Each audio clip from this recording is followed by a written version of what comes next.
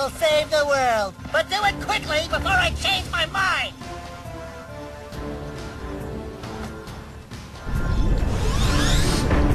Not take it.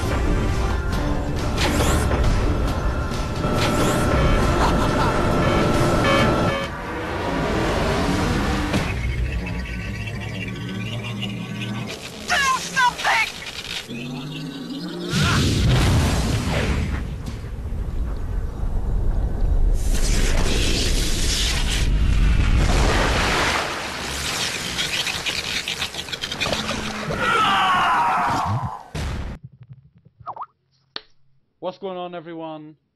Pete Oak here, the TheAireaidLord, the TheAireaidLord, the Merry Lord here. Alright, yeah, stop. You're failing. And we're just here stop. for the 10th episode of the Writer's Block. Holy flippin' smokes. We're 10 episodes in, and wow.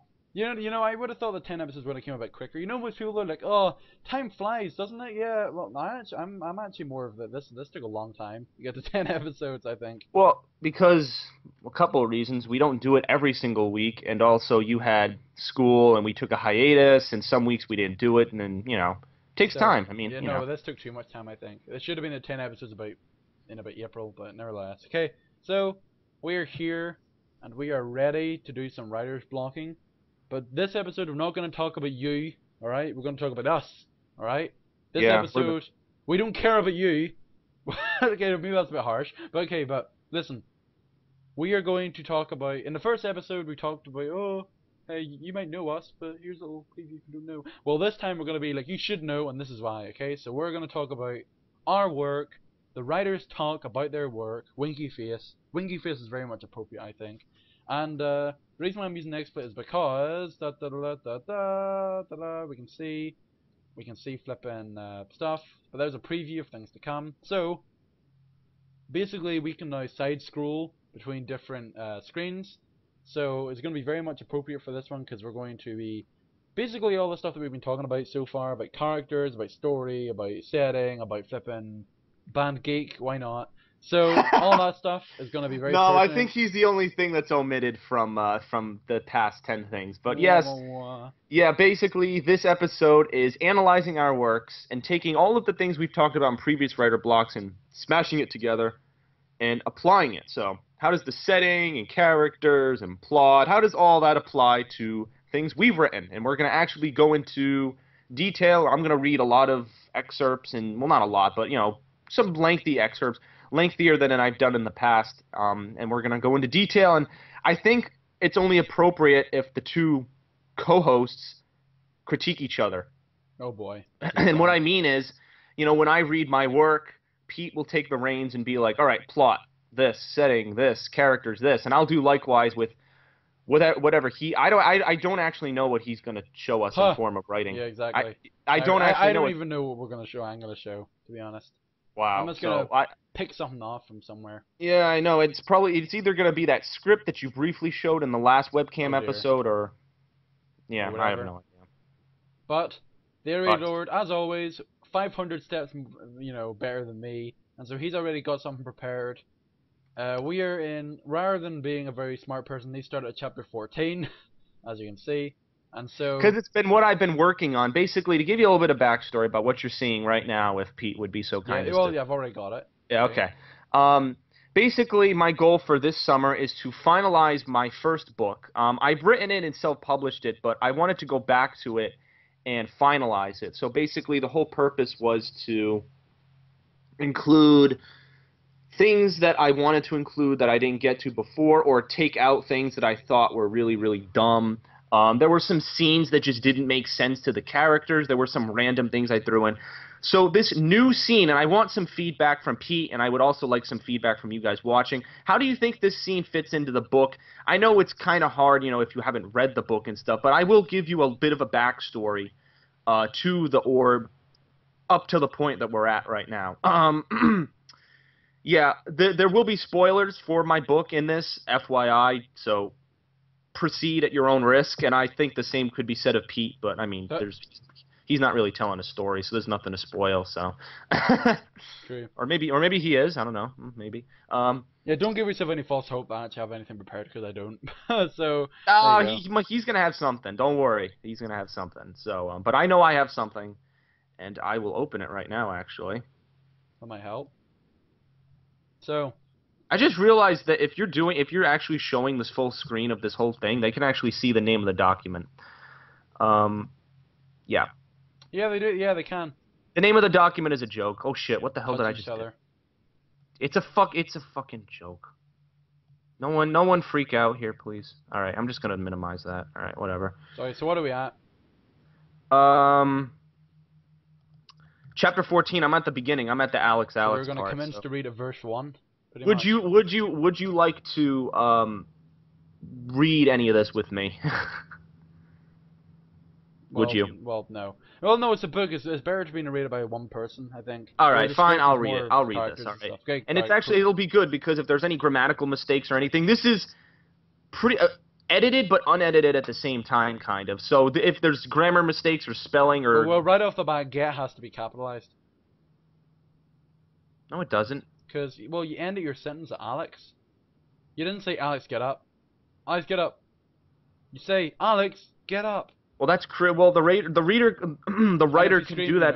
The writer can do that if he wants to carry that over to say that the thought is still one, though. I mean, that's up to the writer to do that. I mean, I understand grammatically, but I mean, Well, I'd say it's situations like that where you're insinuating who's talking, you can just do that. But that's just my opinion. That might be something. Let me know what you guys think. If Pete and I disagree about something, if we start clashing heads or clashing whatever else, you can feel free to write in the comments what you think. You know, who do you think's right, or what do you think needs to be changed, or whatever. So, all right, to give you some backstory to where we are, chapter 14.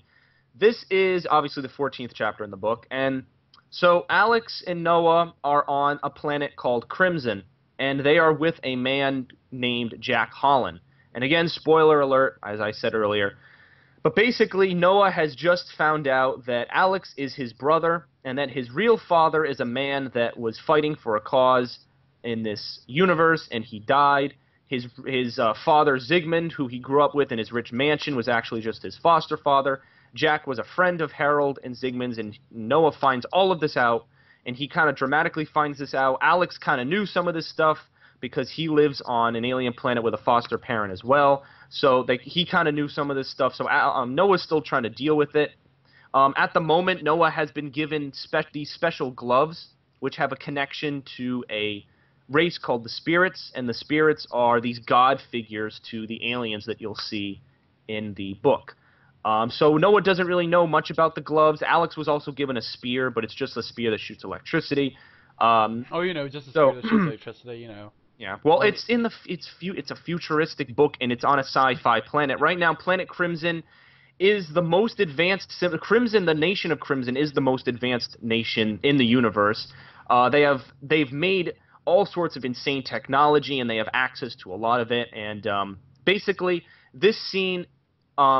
Noah, Alex, and Jack arrive on Crimson, and Jack scurries away, and Noah goes to look for him, and then Noah finds out that Jack is talking with Augustine, who is the villain. Augustine's the TheAireaidLord. He's the villain of the book, so that's where my name came from. He's the TheAireaidLord. Augustine's the villain of the book, who's trying to get the orb, the most powerful object in the universe, which is the name of the book.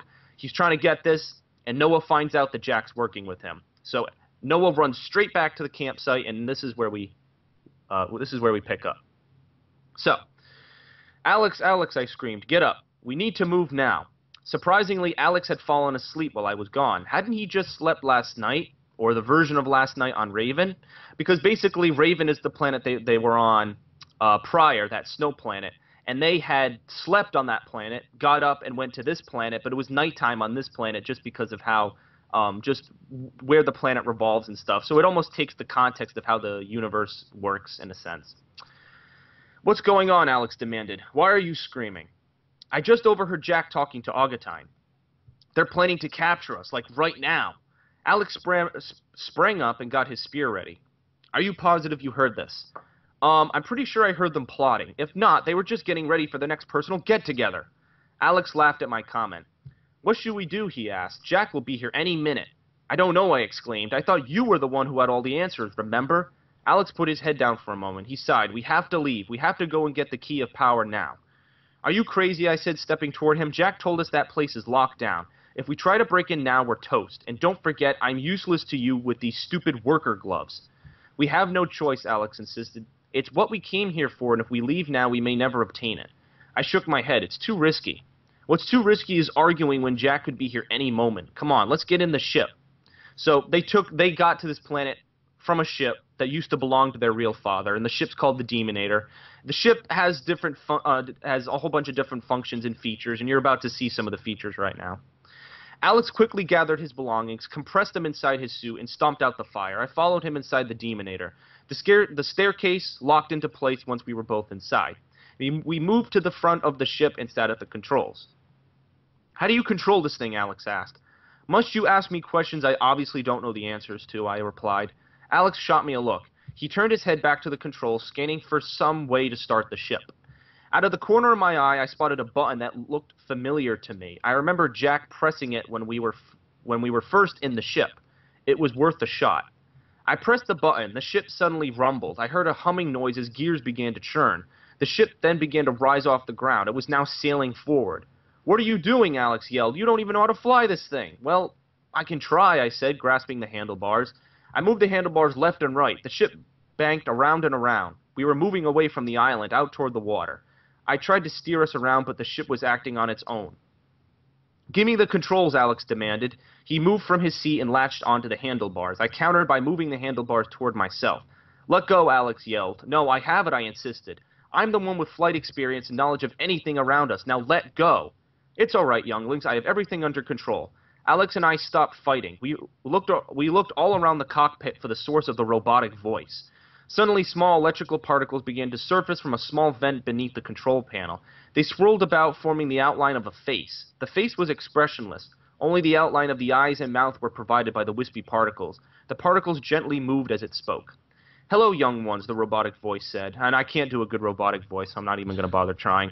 I am the installation. My primary function is the maintenance and assistance of this ship as well as its users. My DNA scanner tells me you're related to the original owner. Please confirm this for me. Alex and I looked at each other. He looked as unsure as I did. Yes, it's true, Alex said. Excellent, the voice said. Then I'm at your command. I'm afraid your carelessness with the controls prompted me to autocorrect your flight pattern. So sorry for that. Anyway, what is your destination? Lend us as close as you can to the Tower of Prosperity, but make it discreet somehow, I blurted out. Yes, sir. Almost immediately, the ship spun itself around. It glided gently over the shoreline toward an assortment of cottages, sparsely placed further inland along the shore. I felt the ship lower gently to the ground until it settled. We are here, the voice said. Stay safe. I await your return. The hologram disappeared in a puff of smoke. Alex and I looked at each other in bewilderment. I'm assuming they have talking holograms on the ships where you live, I commented. Alex chuckled. No, not exactly like that one. Most ships just have self-sufficient navigators that work invisibly. This appears to be an intelligence unit that almost commands the ship as a whole. Weird. I've never encountered something like this. I got up from my seat. Well, whatever. We'll deal with it later. Let's get out and get this thing quickly. So basically, the whole point of them going to Crimson, just as another explanation, is that there are 3 objects that they need to get the orb. Okay? So Augustine stole the first object, and now the second object is called the Key of Power, and it's at this place called the Tower of Prosperity.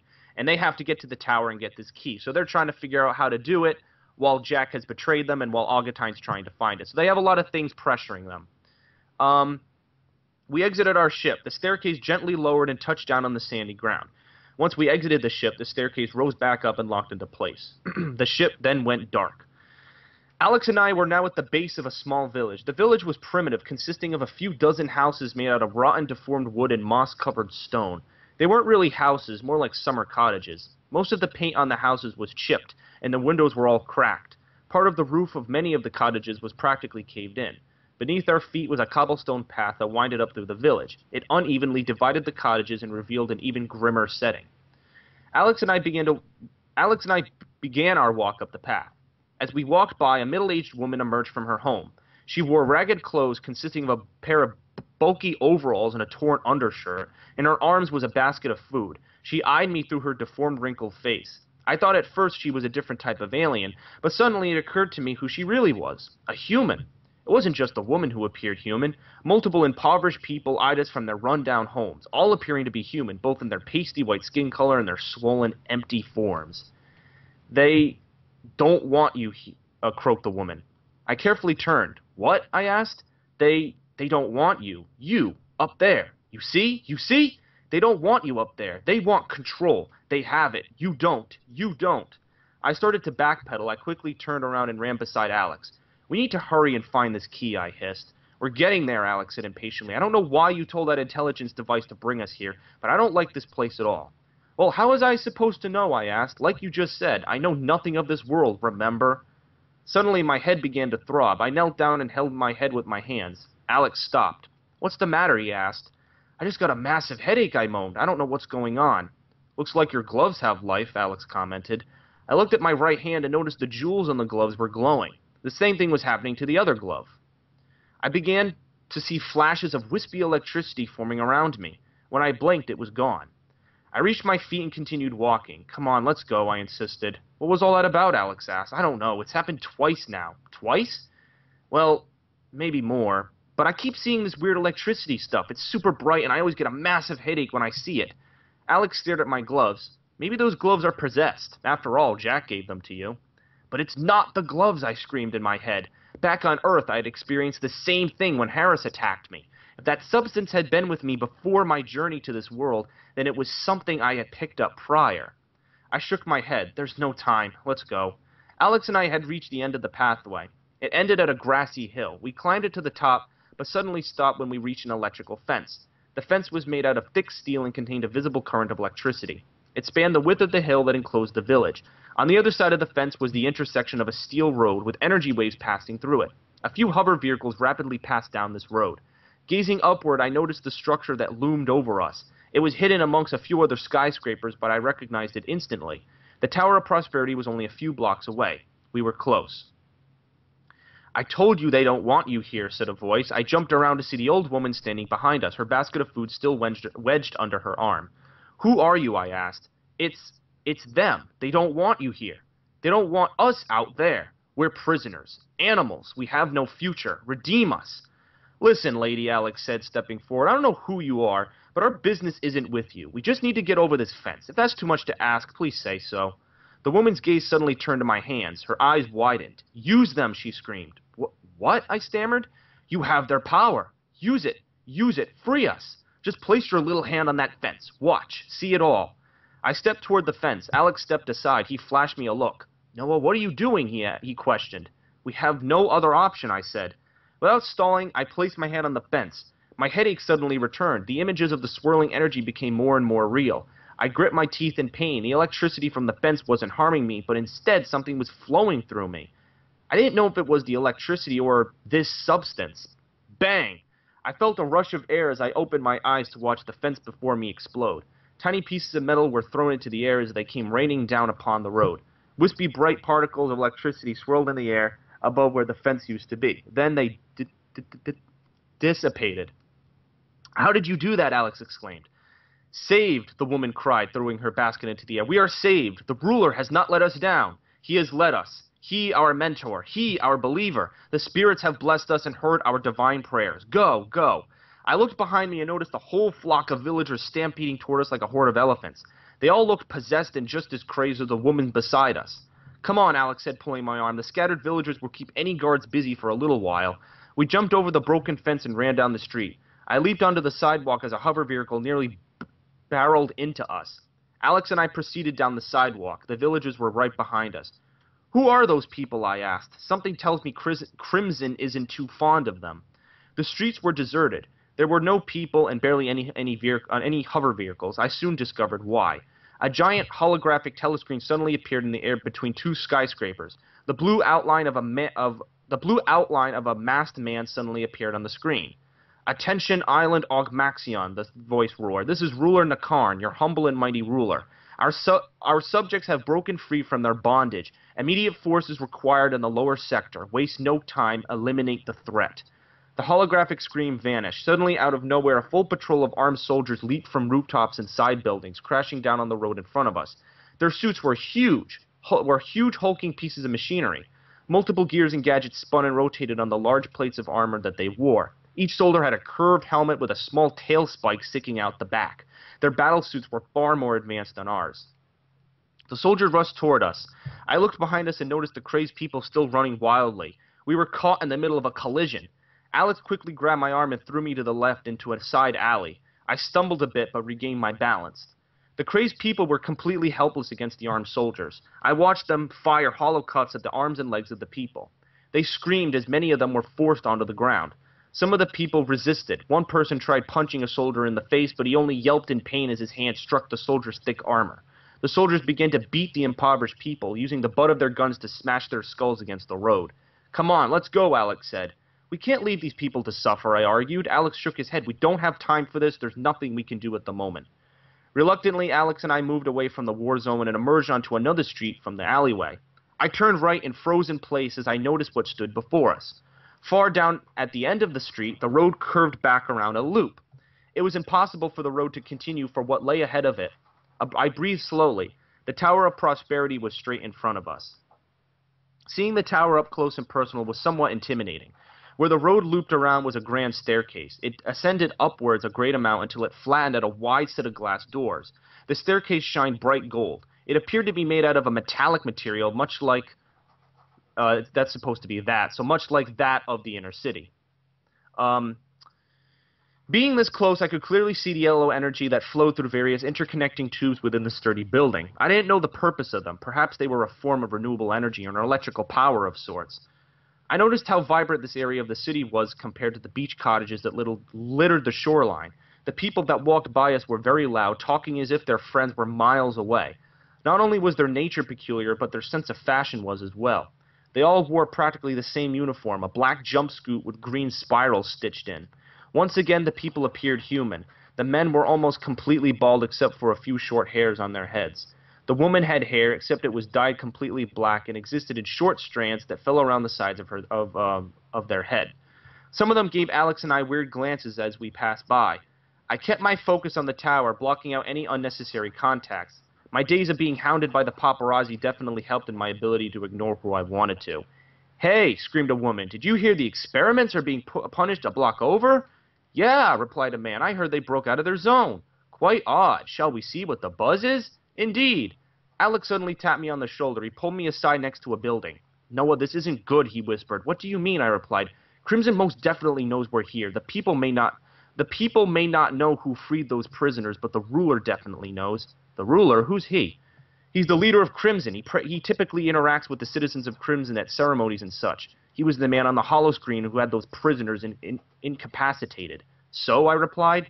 Alex sighed. He looked around. The people didn't seem to notice us. They were walking to and from the tower. "Noah, I don't know what you did back there with that fence, but you have no idea what I saw you do a few moments ago." "What did I do?" I asked. I can't even really describe it. Your gloves blew down the fence all on their own. I saw this weird bright electricity, then nothing. It's something I've never seen before." "So what's your point?" "My point is you can use your gloves again to get us into the tower. We may be drawing a lot of attention to ourselves, but I think we have an advantage."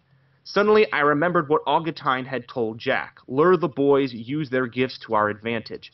My gloves, there was something special about them. There had to be. I faced the tower. I noticed people with their jumpsuits entering and exiting the glass doors. There were armed guards standing outside the doors, but they didn't seem fazed by the people who simply walked right past them. I looked behind me and noticed the man and woman still talking loudly. "Follow me, Alex," I said. "I have an idea." And we are going to break because I am out of breath. Yeah, I noticed. Alright, well, what I was doing, and hold on, let me check a second.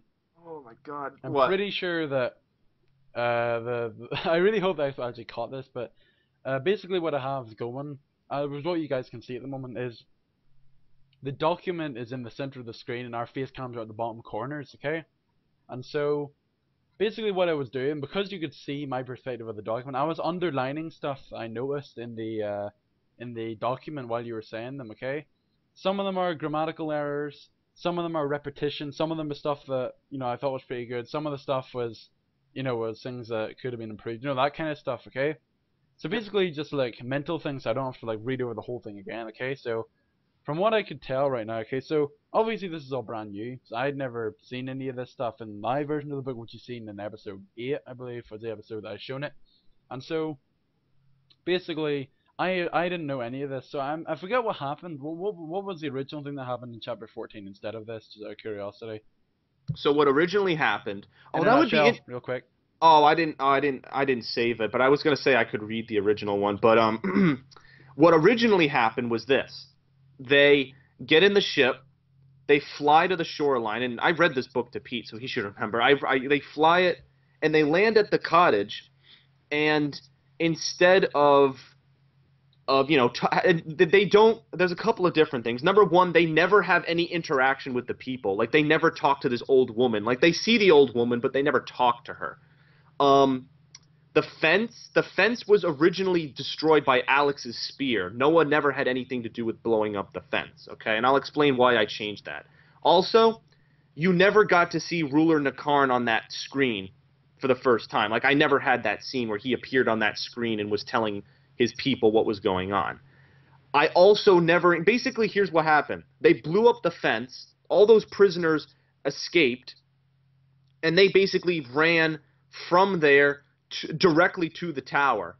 And they basically, it was basically, they basically like freaking Rambo'd it or Blitzkrieged it. They basically just went in guns blazing, and Noah's gloves basically worked their magic and basically blew down the doors, and it was basically like really, really rushed. Like I felt the scene was rushed. Like they basically go from landing at the beach, from destroying this fence, to fucking going up to these two guards who are guarding the Tower of Prosperity. The guards say, no, you can't get in. Noah's gloves magically work. They blow down the doors, and then Noah and Alex get in an elevator and then go up. Like it's like I think the reader, if they were to read all that, would be like, holy crap! Like I need a second to breathe. Like there's so much action, destruction, like things happening. Like I just need like half a second to catch up.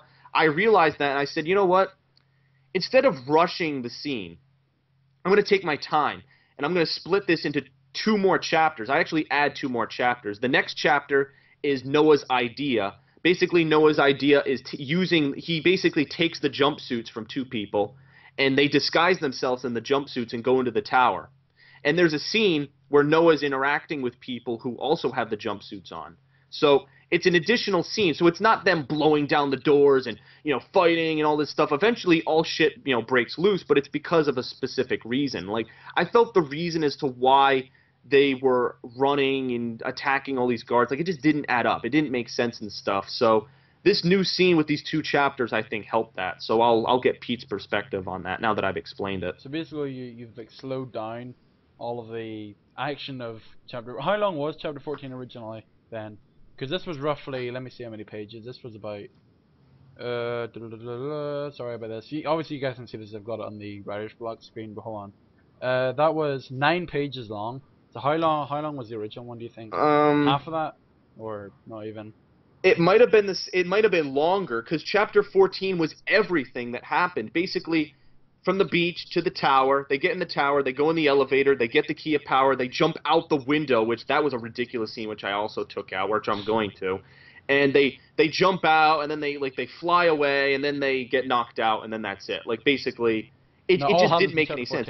In 1 chapter, that all happened. So it's like way too much action, not much of an explanation as to how they just flew through this thing and how these gloves are doing all this crazy shit. So the scene with Noah touching the fence with his gloves and the fact that the woman told him to do it, it's foreshadowing for something that's going to happen with another character, basically. And I was like, oh, that's a perfect way to do it.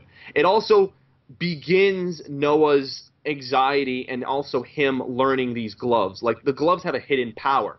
He doesn't know about this hidden power, but he's connected to it, and he's starting to get visions and headaches, and as I said in the chapter, he's getting headaches and seeing this energy, and the gloves have a connection to this energy, and it's trying to show him that. But I felt one scene where he blows down these doors is just really dumb. I felt it would be chopped up. So there's one scene where he blows down the fence, and then later on when he's surrounded, he starts to see the vision again. So if it happens consistently with different reactions, it kind of helps the progression of the story, and that's why I changed it.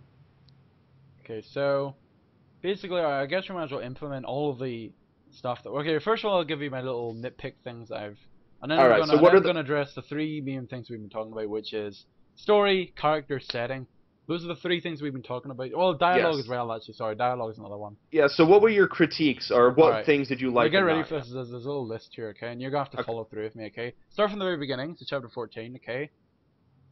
First of all, like I said, underlined there, get up was, I still think that should be capitalized, that's just me. So I've underlined that. Okay. A few lines down, was it Noah says to Alex, I just overheard Jack talking to Agatine, they're planning to capture us like right now. I don't like the word like in there, because it sounds quite casual for that kind of, for that moment. Like, if you hear someone trying to capture you, I don't think you'd be like, they're gonna capture us like right now. But, I mean, I think that maybe, I don't know. I'm just not really a fan My of doing reasoning, I'll stuff tell you without my reasoning. My puzzles. reasoning is supposed to be like this, like, well, I'm saying like, Yeah, but exactly. We're both it's doing that, supposed but it's supposed to be a break. So no, so Noah goes, I heard Jack plotting, like, right now, like he can't get the words out fast enough. That's what I the would rather have you do like the three dots. What do you call the three dots? I know with this writer's block, I don't even remember. What do you call the three dots to emphasize a pause um. or I don't even delay? know. I do it quite frequently, I and you just call it the saw three it. dots, to be honest. So Yeah, the I would dots and then probably the say do dash. three dots and then have another like, maybe like right now, or maybe even it'd be even better if you had a word like like I was tripping on my words or something like that there. Yeah. Like something like that. Just to like, in addition to that, I would probably say that because I don't think in that there you don't really get much of a description of how Noah feels about this. It just kind of like general Oh, general so a dialogue. dash, you know what? A dash would actually be good for that because that would give you a feeling of of how he would be saying it. So do you think a dash would be more appropriate in that Well, circumstance? yeah, but also to have more emotion into that, like some more feeling. Because me reading that initially, I was thinking, well, is this good? Is this bad? Is this what? Because even obviously capturing, but from how the characters are acting, and I've also underlined this below that. Alex says Alex laughed at my comment, and I think above that was another thing. I don't think they'd be cracking jokes if they heard that the person that they were sleeping in the same house was going to capture them. Like obviously, you're trying to emphasize the point that Noah's like a witty person, and he's a Yeah, he's still a wisecracker kid. and stuff. He's still a But kid, yeah, yeah. but I still think that in a time like that, I don't think a kid would be joking about something like that in a life or death situation like that. So I would probably Yeah, say you know that. what? Yeah, that's a good point. Yeah, especially since, without too many spoilers about how much Alex knows about the circumstance and stuff and Yeah. whatnot and how, yeah, so. So I'd probably replace the comedic value for some more like emotive stuff. So maybe like to try and initiate the fear of like the audience, like because obviously the quick away the getaway is quite quick anyway. Like it happens like almost like pretty much down to the bottom of it. They're in the ship and they're trying to drive it. But I mean, I still think having that brief moment of fear where it's like, oh, what's gonna happen? Because especially I do like the line that Jack says. Where is he? Where is it? I'm trying to find it. Yeah, Alignment, yeah, Jack. yeah, here it is. I think no, sorry, not Jack. What am I saying? No, Alex. I think. Yeah, Alex says, "What's too risky is arguing when Jack could be here any moment." Like that line's pretty good because it kind of emphasizes why are they that there's a lot of dialogue there, and that was something I was initially starting to question. Like they wouldn't really be talking this much if someone was right beside them. But then I can't call him Jack. But then Alex brought that up, Yeah. which kind of solidifies that. And it's a really good line to throw in there. So it's pretty much like emphasizing, okay, stop talking, we got to do something here, and that's exactly what they did. So that's a very good thing he did. That's a very good end to that kind Yeah. of description. All right, so moving Okay. on down here, the ship thing I do like. It's a lot like was that ship thing always there? I don't remember the initiator, whatever how it was called. The Yeah, installation. the installation. I don't remember the It installation. didn't. Now, here's something interesting, and this is for later in the book. The installation did not appear because Jack was controlling the ship. It stayed hidden because Jack was controlling the ship. Because Jack was not blood related or had ownership over the ship. But the ship belonged to Harold, who's the father of Alex and Noah. So when Alex and Noah got in the ship, it's like, oh, I recognize as, relation. But when Jack was in control, Jack wasn't related. So it was staying hidden because it was kind of like, well, there are these two people here, but like it was staying hidden for a particular reason because it didn't want to be found out. So I don't explain that, but I'm thinking of maybe adding a segment like that later in the book when the installation starts to talk more and explain more of the hidden features of the ship because there are hidden features of the Demonator that you'll discover later on. So I'm maybe thinking of him saying, I didn't appear when, Jack was there and, something like that. So. It was supposed to be monotone in that kind of moment, or it's supposed to actually have emotion. No, it's supposed to be almost like here's an example. Portal, the GLaDOS, the person GLaDOS? who's like, yeah, like the person who talks to you when you complete the test chambers, like, please know that we, yeah, it's supposed to be like that, like but it's supposed to be like a robotic voice, or almost. Did you play Halo? Like Halo 2, like Guilty Yeah. Spark, like so it's supposed to sound like that, like Oh, that kind of robotic. guy, like, yeah. Yeah, Do you it's mean the supposed to little, sound. little flying sphere that was all like, you've got to be doing all this to be able to be doing Yes. this? Like that Yeah, kind of yeah, guy. basically like That that. guy was the Yes. best. Yeah. It's That's supposed it. to be a robotic voice that doesn't have much emotion, but just gets to the point. Like, I do this, I do this. What would you like to do now? So kind of like that. I would so. almost find it more appropriate if they said something like detection, like some sort of like general detection thing, like, you know, detected, you know, blood relative of, you know, whatever name the person is, something like that. Just like a very quick line that'll pretty much just say why he's there, you know, why was he, like what he detected. Well, he says it in the DNA thing. He says, "My DNA scanners recognize you as the related to the original owner. Is Yeah, this like true?" something like Like, that. Yeah. yeah, Alright, well, it says that. Yeah, as you okay, go well, down. Yeah. I must have been asleep. Anyway, no. Oh, by the way, sorry, expletive viewers, but actually, I didn't press 2 in that previous one, so you didn't see any of the Word documents for the first page. I'm gonna continue. Okay, so let's continue. Sorry about that. All right. Very brief, very stupid thing. What are you doing, Alex yelled. That should be a question mark, not an exclamation mark. Just, you know, the elementary school teacher criticizing you of your grammar. Well, yeah. I mean, but he's yelling. But I never know because there are some times where someone says, "What are you doing?" But it's not like "What are you doing?" It's like "What are you doing?" Like yelling it. So I like still I think want it's a to. question though, because you're still questioning what their actions. But in a way, I want to emphasize some books. Well, Actually, then I would do exclamation mark and question mark. Yeah, That's what I've I do. seen. I don't usually do that for my book. I've seen some books do it where they do an exclamation mark and a. But I didn't think that was grammatically correct. I didn't think you could add two I'm marks pretty at sure the it end of a is, because I think I sentence. remember reading something the other day about stuff that happens in like stories and stuff, and something like that is actually valid. Like you can't have any more than one exclamation mark, but you can have an exclamation mark followed by something else, whether it be you know, what do you call it, a quotation mark or a question mark or whatever, you know, or bracket, you know, something like that. Like those are types of stuff are fine as long as you don't like repeat or, you know, like yeah, like repeat any grammatical stuff that you do. Yeah. Well, anyway, so you know the Firefly that's saying it's pretty good description for this like story bit, like trying to get away from it. Once again, setting. Once we get the setting, I'll probably talk more about that. Yeah. Tell me what you think of the setting, and once you tell me what you think about it, I'm going to tell you what the point and there's a big contrast in the setting, and I hope you realize this between the impoverished people and the kind of richier people when you get up to the tower. There's a contrast between poor and rich, and I try to make that in the setting. So let me know how you thought that distinction came out. I've underlined control, but I don't know why, so I'll probably just ignore that. I have everything. It's all right, young, as I have everything under control. I don't know why I underlined that. Oh yeah, well, I did underline a few. Like the next thing that the installation says is my primary function is the maintenance and assistance of this ship as well its users. So it should obviously be as well as. There's an as in between there. Yes, Just thank you for real that. quick. Let me add that. Let's see, continuing down. Another little, very first, second line of the next page, it says promoted or promoted rather than prompted. There's another little grammatical thing.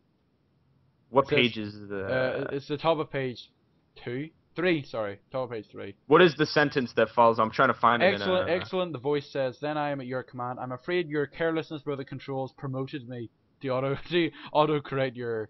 Yeah, it promoted him to 5-star general. Prompted, Yeah. Yes, so blah blah blah. Yeah, okay. So I do like that even though like, is this like the very first taster of the installation? Then you obviously get. Yes, this is the very first taste. Yeah, this is the first time you're hearing him. Yeah. I don't have anything else underlined for the rest of this page, but this is a description of like the cottages and stuff. You know, once again, whenever you say cobblestone, I immediately thought of Minecraft. I don't know why. I'm very sorry. But anyway, so it's supposed to give you the feeling that it's primitive, like. I should read this. It's there's the description when Jack, Noah, and Alex fly into Crimson for the first time. You see Noah like, oh, there's hover ships and cities and lights and laser shows and holograms. It's like the most technologically like advanced stuff you've ever seen in your entire life. But now here, look at the description: cobblestone, wood, stone, like just primitive stuff, sand. That's all like stuff you would find in a typical human world. Yeah. Whatever, like those type of resources. Exactly. Just one really quick question. I'm not sure if this is on purpose or not, but why does a middle-aged woman have a really deformed, wrinkly face? Is that on purpose? It is on purpose, and that's why they're called experiments later on. Remember when the ruler says the experiments have escaped? Yeah, that's why. Yeah. Well, there you go. So, I just saw the wrinkles in middle age. It's just kind of weird. Okay. Just to let you know. It's Alright, yeah. Top of page 4, real quick. So yeah. once again, second line. It occurred to me who she really was. Then you have a semicolon, and then whenever you have sorry, that's not sorry, a colon. Anything that happens at the end of a colon is always capital. So a human would be capitalized. So a capital Oh, human. capitalize the human. Yeah. Let Only me in a find that. semicolon you don't capitalize it, but in a full colon you do. Yeah, obviously, like you said, this was like just beta written right now. You haven't like proofread it or anything. That's why I'm catching all No, this stuff. this Oh, was it's not. new stuff Yeah, it's last not as week. I if your wrote entire this. book is filled with like. Sorry, just to not no bad publicity or anything. I do No, like this all is I do like rare. all the subliminal things that the woman does say. Like they're just like I love the way that she speaks in very short sentences. Like literally, like I don't think she does a single sentence that's like more than 5 words. She's like, Yeah. they don't want you up there. You see, they don't want you up there. They want control. They have it. You don't. Really, boom, straight to the point. Yeah. It's kind of And like, it freaks, yeah, and you don't know what it is, but it freaks out Noah. Like Noah backpedals and runs like it's almost like a mom. Like, it's almost like a mom with a little kid in the mall, and this like stranger says, "Hi, little boy," and then the boy just runs to its mom basically because it's freaked out because it doesn't know what's going on. So yeah. Anyway, blah blah blah. All this stuff is all right. This is like more dialogue stuff. Okay. I got a number of stuff underlined here actually. I think there's more grammatical errors here. Okay. Oh, okay. Home. But it's not the gloves. I screamed in my head. Back on Earth, I experienced the same. Home. But why did I underline this? I'm trying to remember some of the what stuff did that I you underlined. underline specifically on that sentence? Uh, Gloves. I screamed. I underlined in my head. And then back on Earth, or It's just like he's back. talking to himself. Like it's almost like he's Oh yeah, okay, talking. no Like no quotation marks. That's why. Because even I'm he's very not sure. saying it out No, but loud even though. if you have thoughts, surely like if it's something like that, then I I've based that principle, I'll tell you, of quotation marks, of not doing quotation marks when someone thinks it. I've done that because I've seen books where it doesn't do that. That's why I did it. There have been many books where they don't do it and stuff. So that's why I thought it was okay not to. So I think it's kind of confusing because, but it's not the gloves. I think whenever you say I screamed in my head, it sounds a lot like he just said it. But then because he said in my head, it's kind of like, oh, okay, well maybe it's just scream something. to my should it be to Yeah, myself yeah, or in my it should be to yourself, yeah. Because it's in my head, just kind of like I don't know, it kind of threw me off when I first listened to it. Like, oh, wait a minute, that kind of sounds a bit, yeah. weird. Okay, yeah. That's why I was so confused. That's why I was so confused. I was like, why did I underline this? Yeah. Anyway, so yeah, so that's another thing that I was just pointed out. Okay. Once again, more description I think here. Yeah, like this is the other side of the fence stuff. Yep. Um, Here's all this stuff about the. All right, now we're on page 6, the middle of page 6. You say the word bang. Do you notice that bang capitalized? Yes. Most of the time, if you're saying a what do you call it, a personification like that, or no, sorry, Yes. not a personification. Sorry, because personification is putting life to an object, but No, no, no, what is it? there's a word for it, like I'm trying to remember what it is. oh yeah, what is it? Yeah. Oh, drants. But anyway, yeah, like basically, oh, I'm tempted to say onomatopoeia. It is onomatopoeia. Onomatopoeia. Yeah. Okay, good.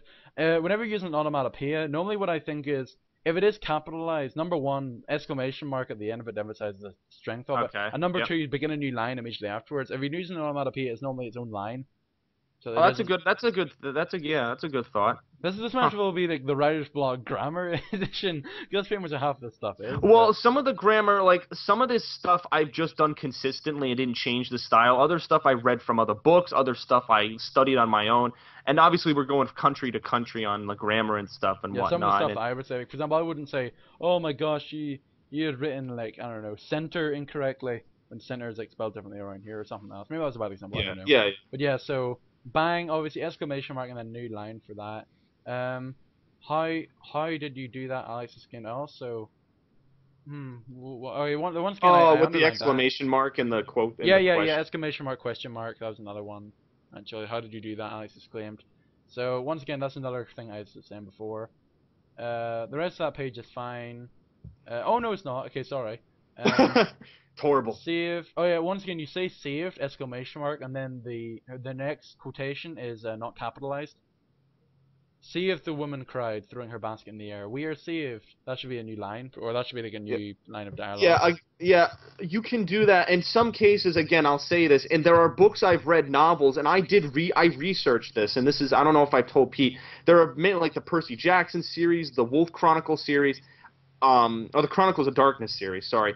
I researched many novels that were told in the first person, because I was writing mine at the time, and I read these books consistently and looked at the style, and I based this formula, the formula I have, I based it around that, basically. So, and again, there are some times where they call it, like, writer's creativity, like, it's up to the writer to do it. So the fact that I did saved, and then the next sentence isn't capitalized and stuff, it's the fact that I'm doing saved. Basically, let's say, here's what I'm going for. Say you were to delete the woman cried throwing her basket into the air. If you deleted that part, saved, we are saved. Wouldn't that be one sentence? Saved, comma, we are saved.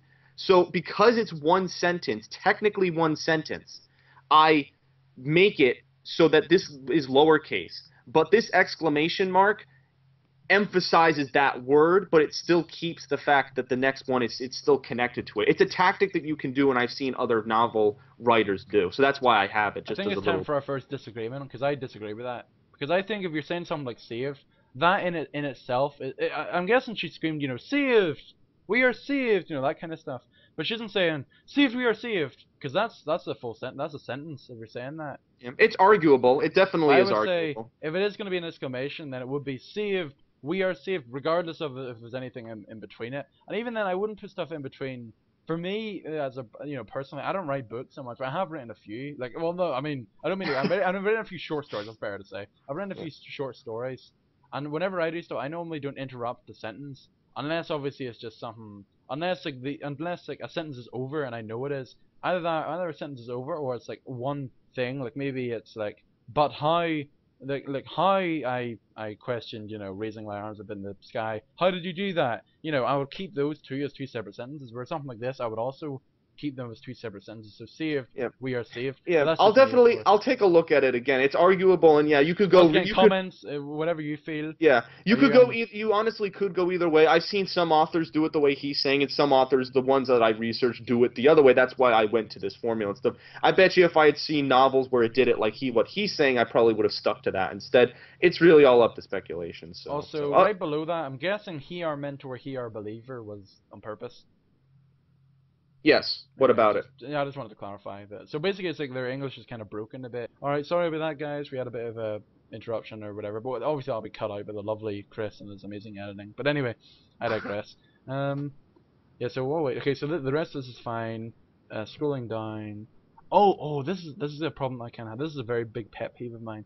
The top of page 7, I think you said suddenly way too much. I think these first 3 paragraphs. You said suddenly 3 to 4 times in the span of like. Which page was this? The top of page 7. Because you say holographic telescreen suddenly, a masked man suddenly appeared, holographic screen vanished suddenly out of nowhere, suddenly, just suddenly everywhere. Alright, so, yeah, I could cut down appeared, yeah. Either cut it down or find a replacement word, or just don't say I think I might delete it. Right now I deleted the blue outline of a masked man appeared on the screen, not suddenly. So I guess I didn't even realize that. Wow. Okay. That was just something I noticed. Like both whenever you were reading it, whenever I was looking at. Or, you suddenly found it. I suddenly realized it. Yes. Yeah. Once again, in the very bottom of the 3rd paragraph, their battle suits were far advanced. Obviously, were far more advanced. Yeah, I think I actually corrected myself when I was speaking, so. Yeah, I think you did as well. Let's see. One line I actually really like, it was kind of comedic, was one person tried punching a soldier in the face, but he only yelped in pain as his hands from the soldier's thick armor. Well, yeah, because they're going up against these soldiers in these mech suits, and like these people are just like these guys in overalls, and so they're taking their bare fists and punching. They're obviously bang, like hitting into this like steel. It's not even steel, like the metal that's used for this technology isn't even metal. It's like this kind of forming alloy. So it's so tough, they almost break their hands. So the guy's like, ah, shit, and so then yeah, so. Top of page 8, seeing the tower up close and personal. I'm not, this is another pet peeve. I'm not a fan of the term up close and personal. I think it is too personal, no pun intended. It's like stuff like that. They're kind of like the symbol of that like thing, where it's like, oh, they're coming like right now. I just think Oh, the thing so seeing the tower. Let me think. Seeing the tower. up close and personal. It's almost as bad as that joke that you said about like the Darth Vader joke that you said. Oh no! I My cringe. I God. I cringed don't think so we're gonna hard go at that. that far. Yeah, that's okay. But I'd say seeing being this close to the tower, something like that. yeah, something like that. Like just makes it a bit more. It doesn't makes it sound a bit better than saying something as basic as up close and personal, where it's almost like a. If you've ever heard someone called Jim Eastwood, you know what I'm talking about. But never mind. I'm sure no one got that reference. But anyway, that's the only part from that. Yeah, that was the only problem with that page. It's funny because the way you've described this part kind of reminds me of a game that you'll be playing very soon. But the civilization there. But okay, I digress. Let's see. Is there anything else here? I don't. No, I don't think there's anything. Yeah, that's it. I think for everything in general in chapter 14. But that's all the stuff that I had. So I guess real quick, I'll probably talk. Story doesn't really much to say. It's just progression, to be honest, of the story. So I guess might as well go back to the writer's blog view. In terms of story, obviously this is progressing. This is like it's kind of like the beginning of the realization that that Jack might not be all that he seems. Let's put it that way. And so it's pretty much the boys trying to escape, isn't it? There's also the fact that Crimson might not be all that it seems, because you have a very big contrast here. Like, for a planet that's so powerful, why do they have these people who are so poor? That's the big question. And so a lot of questions are being asked in this chapter. For example, you're wondering who are these people that are human-like? What is the significance of the installator or whatever the installation, whatever the heck it's called? I keep on forgetting. All this stuff like what really is going on with Noah's gloves, that kind of stuff. Yeah. And then what's going to be happening inside the tower and how they're going to get in, because it ends on a cliffhanger with Noah saying, "Oh, I have an idea," as to how to get into the tower. And so it kind of leads up into chapter 15, which I'm not sure if we'll have any time to get into because of circumstances. And so basically, because I'm not sure how long this has been going for. Let me check real quick. This has been going on for about, oh my gosh, well, we've been talking for around 1 hour and 23 minutes, and that's been like, and we started doing the writer's blog about 20 minutes ago, I'd like to say, perhaps. I mean, dear, or not 20 minutes ago, like flipping, 20 minutes from when the Skype chat started, So how long is this video then? No, I don't even know. Like probably an hour already. Yeah. So do you want to just wrap up what you were talking about with my stuff? Is there anything you want to go into with your work or anything? I might as well show off something of mine, but like I said, I think just to clarify, guys. How about this? Yeah, he can clarify, but how about this? Here's an idea. We won't do what we did exactly for mine, because obviously I have a book that's you've got a fully established. Yeah, he has different my stuff is more which... of ambiguous. Like my stuff sometimes is used as church, sometimes it's used in school, sometimes it's used in terms of actual stuff. Sometimes it's private projects I have just do one for myself. So it's all just a big mixed bag. I don't have one set in stone thing. Everything I do is just kind of So he can just pick something from that mixed bag, quote unquote, and show it to us. So. Yeah, but I think alright. So I guess in general then. It advances the story, it raises a lot of questions. The relationship between Alex and Noah is kind of I think this is the start of their building relationship, because it's just the two of them for the majority of the story now. It's gonna be for so it appears. So it's, you see. Here's another interesting thing. You see Alex getting and you know what? I'm very glad you pointed out when Alex laughed, because Alex and Noah are supposed to be getting angry at each other because Alex is spoilers. Alex is holding secrets from Noah. He was already holding the secret from Noah that they were brothers and that they had a father who they never knew, but he's holding other secrets. So it's basically, how does Alex continue fighting with Noah? How does he continue moving on in an area that he's unfamiliar with still keeping some parts of the truth from Noah? Because there are things going on that that are very detrimental. Now here's a big spoiler. All right, big spoiler, so you might want to mute, okay? Whoop, whoop, and you'll hear this later on. And you'll hear this later in the book, but Alex knew from the beginning that Jack would betray them. Okay? So I'm glad Pete told me about that laugh comment, because Alex has to be caught. He has to be caught in the middle of making a decision that's more aligned to how he knows about this, but without telling the audience. There are some context clues in what I read. Do you remember the scene where Alex is talking to Noah, and then he looks around, and then he goes back to talking to Noah? Did you notice that? Yeah. That you see some scenes where Alex is like nervous that someone's watching them because he knows some things that Noah doesn't necessarily know. Ooh. So a pretty There you big go. thing. Yep, that's pretty big, yeah. And it's funny because when, you'll get to the scene where they're in the tower, they're in this party room in the tower, and Augustine corners them.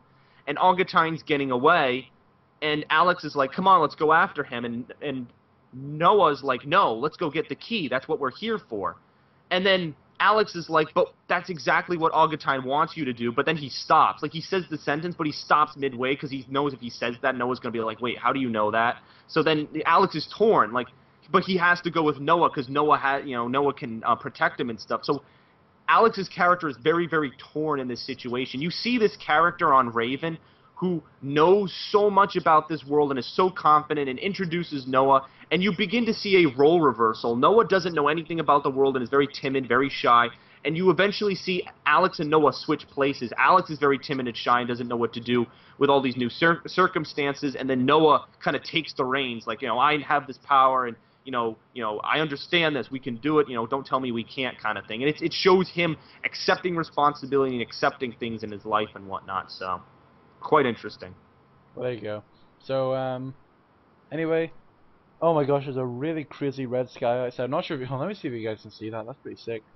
You Red can't really sky? see that. Yeah, like, oh my gosh, a ridiculous red sky. It's pouring with rain at the moment, so it's actually quite mesmerizing. You can't see it that much, but you can see it a little bit from my windows, but it's a bit more crazy. Well, Anyway, I'll have to watch this video back and see course. that, but yeah. Alright, so I guess that pretty much wraps up that stuff. I mean, dialogue is, just simple as that. We could go a bit more into it, but I'm afraid we don't think we have that much time, I'm afraid.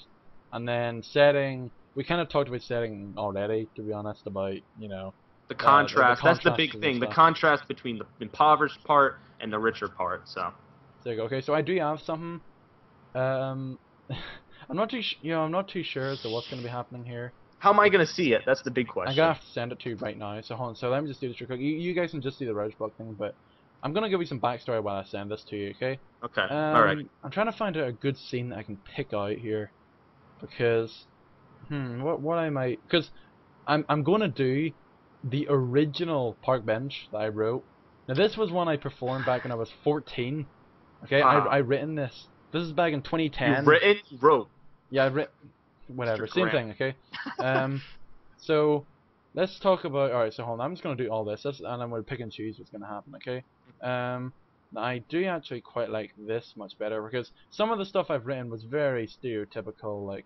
Do I still have the park bench? Because you sent this to You me may very do, but I'm gonna send it to you anyway. very early in our friendship. I believe it was in May. I don't know how we started talking about this, but all of a sudden you're like, "Oh, I'm a writer, and I wrote this," and you just sent it to me, and I was like, "Oh, I'll just see it for but." Yeah, hold on. I think I have it.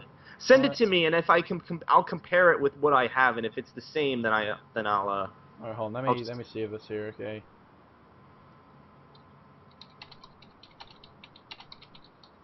Alright, hold on. Let me just send this real quick. Hold on. So sorry about the delay, but yeah, like I was saying, because I wrote this and I was like, written, whatever, flipping stuck my 2 times. tush. What the hell? Okay, but anyway, so what happened was this was a part of this is my very first devised drama that I had written for drama, and basically what happened was we had to think of ideas, okay, and so it had to be on sins and mistrust and all this serious stuff. That's just like this bad stuff that happens in the world, okay, like the negative human traits, and so we had to improvise a script. We had to devise a script in groups, okay, and so basically. So obviously because I was 14, I didn't have any of the new script stuff I threw in. Like some of the stuff I've been saying in the Irish blog. Like obviously back then I didn't really know any of this. This is untouchable. I haven't tweaked this since I started writing. So I finished this in around October of 2010, I believe. I started in September and I finished in October. And basically I started writing this, and it's quite simplistic. There's a bit of comic relief into it as well.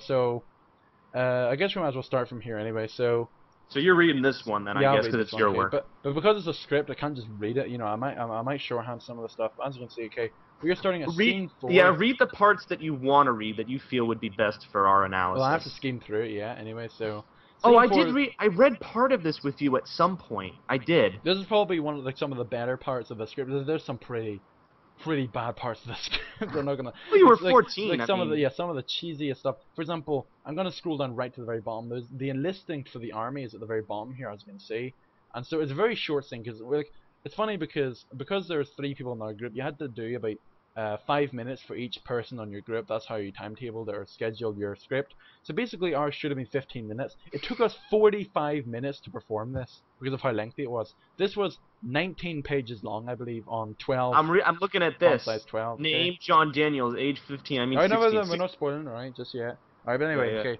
So scene 4, the office Alright, the reason why it says pre-Dougal is because we improvised this scene at the beginning, because this was all comic relief, and so later on I decided I'm just gonna change, because what happened was, initially, this is the initial cut of it, and then David, who was in my group, thought, it's kind of weird having this really damp and depressing part. This make everything funny. And while I was kind of like, I kind of agreed, and I was like, make the first half funny and then the second half a bit more, okay, rather than the other way around, which is how I've got it situated here.